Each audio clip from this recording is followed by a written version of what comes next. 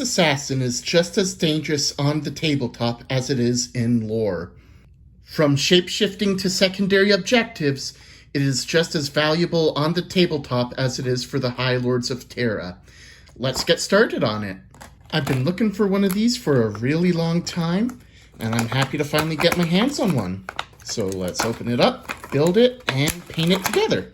I'll admit, I do have a hard time opening these plastic blisters. Perfect. Let's pop out those instructions. Slide this out. We have one sprue and a 32mm base. So let's get to assembly. Let's get our glue out. Looks like it's fairly straightforward. We're just going to take the various parts of the body, assemble it together, and stick it on the base last. So let's just stick this over here for now. We need parts 3, 4, 5, 6. Let's start with those. Here's 4. Here's 5 and 3. All right. I might need to pull out the, what's it called? This thing to get some of the mold lines. This is called razor, thank you. All right, let's just take a quick look at each of the plastic bits. Just make sure we don't have any bits. I sure did. I sure missed some tiny little bits. So we are going to need the plastic razor. I'll go in with that. Shave some of the bits where my sprue cutters missed. Some of them I can get a little bit with the sprue cutter, but you'll see there's still a little bit of a nub behind. So if we're going to be going in with the knife, here's the most important information we need to know about knife safety. Don't cut towards yourself. And if you have to force it, you're doing too hard or it's too thick. So let's carefully pull this off. I am very scared of knives, so I am super duper careful with them. And be super careful with where you place your fingers. So I'm going to line this guy up here. I'm going to gently pry it up. Yep, just like that. Perfect. Well, that's one done. Let's go to the next one. Gotta be gentle. We can still clean this up a little bit. It's looking good. Did I do this already? Oh, this one needs to be cleaned up a little bit. Yep, just like that. Last one. Got this plastic sprue bit from the knee. There we go. Very nice. Then we'll put the cap on real quick. Do this right away. Knife safety, very important. Then we'll glue the body parts together. Shake our glue a little bit, and then away we go. So very small model. So we gotta be extra careful. Let's see. The legs go just like that. One thing I really like about using Tamiya cement rather than Games Workshop plastic glue is just how thinly it can be applied. Very nice. Plastic glue or Games Workshop plastic glue does dry more quickly, so we'll give her just a moment to dry. So we can work on cutting the next bits off the sprue. We need pieces 11, 8, and 7. So let's see. Here's 11. If we're really careful, we may not need any knife. Oh, I'm wrong. We'll need the knife on that one. There we go. And 8. So 8 doesn't need any knife work. 7. Let's try going in with this guy one more time. I'm really scared of the knife, so I try not to use it if I don't have to. But this guy, I don't know, let's try one last time to get that nub. This time it worked.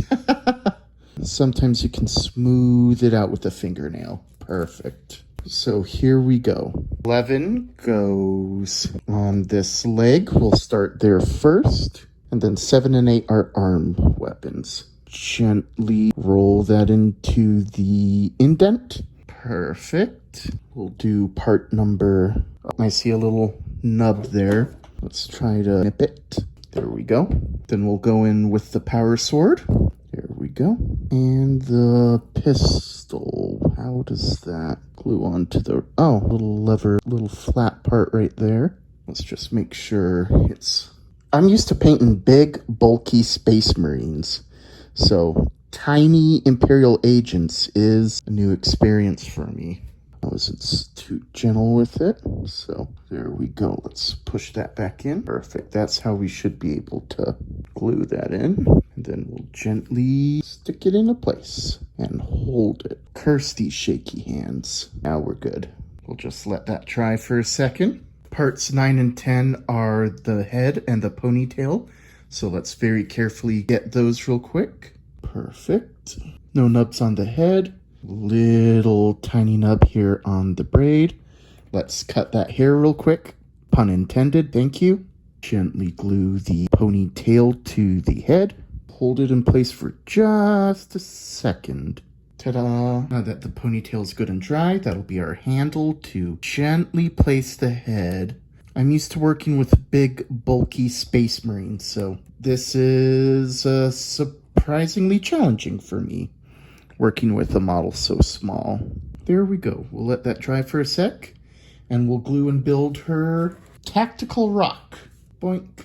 All right, we'll start applying the glue, fill in those recesses, make sure it's all ready to glue those dots together, and done. Ladies and gentlemen, we have a tactical rock. Thankfully, there's an incision where we can put her foot onto the tactical rock and it'll line right up. Perfect.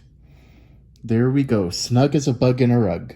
So then we'll hold that just a second, and then we'll be good to glue her onto, well, glue the rock onto the base, and then we'll go ahead and prime it.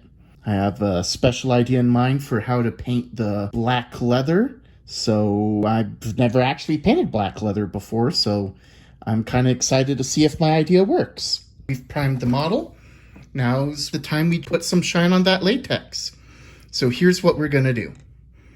So as we see on the artwork box, the shine of the latex has some blue highlights to it. Some kind of dark gray highlights, which I figure matches Dark Reaper pretty good.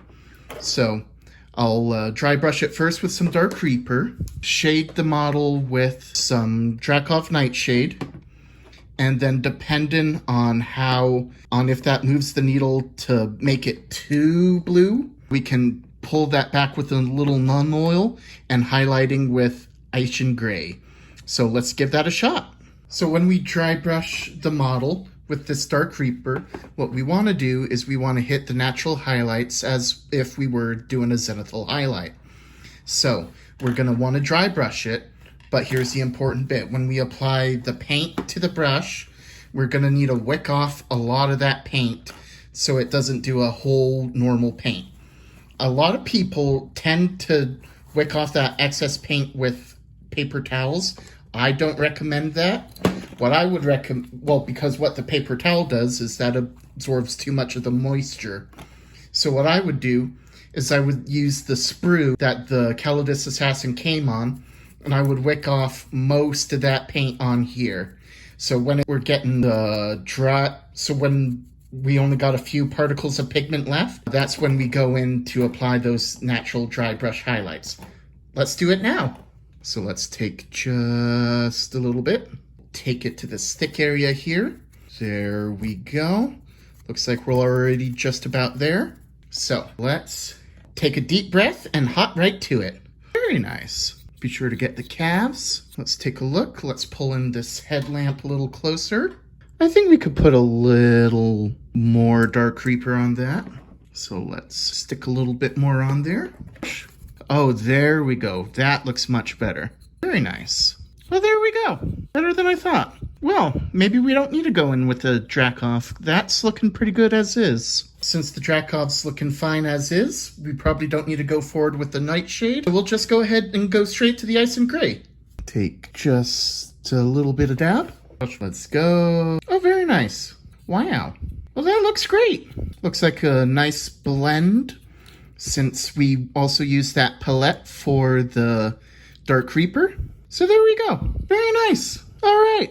Well, there we go. We'll move on to the hair and the eye lenses. First, the burnt sienna. Let's zoom in. Oh, looking good. Burnt sienna has an orangish look. So as I build up from it, it should look pretty orange at the end. Very nice. We'll give that just a moment to dry. Burnt orange. Let's go. Oh, that was too much. All right. Let's pull that out a little bit. That's looking pretty good. Just blend that, pull that. I think this is the one we want. All right, let's go. Let's go ahead and start brushing upwards. Oh, that looks so nice. Oh, very nice. I'm very happy. All right. I'm not sure if I'll need the fire giant orange, but that's looking pretty good. All right. Let's go through with it just so we can say we tried it. But those two paints might be... well, I'm not sure. It's not as orange as it could be. So let's go through with the white highlights and the fire giant orange. Time for some white highlights. Take just a little bit. Now, first things first, I'm actually going to do the lenses on the mask. I'm going to put down a white coat, but eventually I'll color the lenses maybe ball red or something like that. There we go. We'll just take a little bitty bit, load it on the tip, and then we will pray the camera focuses. Thank you, Cameron. And we'll wick off a little less off the brush. Eyes are scary to paint. There we go. Oh no! How would I do that? Shoot. I don't know how to fix that, so I don't know, put the Dracoff Nightshade on it and hope that tones that down that white. So that should make some nice highlight. I definitely went a little too wild there and got the top of her mask. Let's see if we can save it, or if we need to do some... Well, there we go. If we put some Dracoff Nightshade on it, it'll probably just look like extreme shading. Then highlights. Shoot. So let's maybe put a little on these higher points here. Not happy that I'm trying to fix this, but we can still give it a shot. We'll just do those white brushes, and then we'll coat it in Dracoff Nightshade, and hopefully that'll fix it. All right, Fire Giant Orange. Let's do just 1 or 2 drops. All right, we'll go ahead and take that up on the brush. That's some nice looking orange. And oh, look at that. I was right. That's a beautiful orange. And because we built up those layers, we're getting some nice orange from inside the dark recesses all the way to the bright edges of the ponytail. All right, yep. That looks like natural orange hair. Oh, I am so happy with this. That is some amazing orange hair. Wow. Well, I'm thrilled. I am absolutely thrilled. All right. Well, what I'll do now is I'll wash off my brush, and then as you'll see here, I put some white on the highlights of the latex. I'll try to pull that back with some Dracoff Nightshade, and then we'll hope it looks like the way it does on the box art. Let's give it a try. Try not to get the lenses. Let's see. Maybe I'll need to do a second coat, but it's darker. There we go. Looking better. So I think that fixed the white blot issue. Let's take one more look all around. It's looking all right. Let's take another look at it once it's dry. And if we like it, we'll move on to the red lenses. It's good. But we got some Dracoff Nightshade in the white lenses. So we'll take just a itty bitty bit of Scarlet Red. And then we'll coat the lens, and then we'll put some contrast paint over it, and we'll have a nice looking lens. There we go, nice looking lenses. Ball red, and then we'll just coat those lenses that we put the scarlet on. Very nice, good looking eyes. All right, all we gotta do is the weapons, and then we'll be done. Plate armor for the sword, copper colored gun. Put some of my excess white on the copper gun. I'm going to give it some kind of weapon glow in a minute. But first I'm going to do a green glow for the power sword. Here we go. Perfect. Very nice. Let's give the white glow on the pistol the Celestium Blue. Actually, now that I think about it, Celestium Blue is pretty dark. So let's look for that Talisar Blue I have somewhere. I couldn't find it, so let's do Doomfire Magenta instead. Here we go. Well, probably should have used an airbrush because that does not look like a glow. Looks dangerous though. Now let's paint the rock. Kind of wish I caught it on camera now, but this paint just exploded all over my palette. All right, so let's go ahead and get that rock. Give it a nice one Thin Knight's coat, and then the second coat will do the complementary color, the ivory tusk. Then we'll shade it probably with some agrax. Now here's the thing. We want it to look like an aged rock. So we're not putting the same kind of level into the rock as we would with the latex. All right, so there we go. That is a nice looking rock. We'll give it a second to dry, then we'll add the second coat and the agrax. Tusk time. All right, mix that up and go. Yep, definitely looks like an aged rock. All right, give that a second to dry, then we'll put on the agrax earth shade. While we wait for that to dry, let's put down some red earth texture. Put that around the rock. Take up a little bit, dab it on, spread it around. Perfect. Oh, very nice. We gotta set that all around to make it look like that rock is naturally aged into the background. So we'll just keep spreading this real quick. Very nice. Scrape, and then we tuck into the base of the rock. Looking good. That's looking real good. To give it a little bit of contrast, let's throw on some sterling mud. What I like is when the mud dries, it flakes.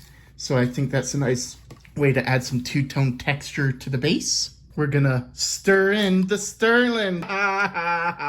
Thank you, I have achieved comedy. Boom. A fleck here, putting in a fleck there. There we go. Don't want to put in too much to overwhelm the orange, so that should be pretty good. Then we're gonna finally wrap it up with the agrax earth shade. Wick off the excess. And then we'll slowly use it to go over the model, fill in the pits in the rock. That's a good looking rock, I'll tell you what. It rocks.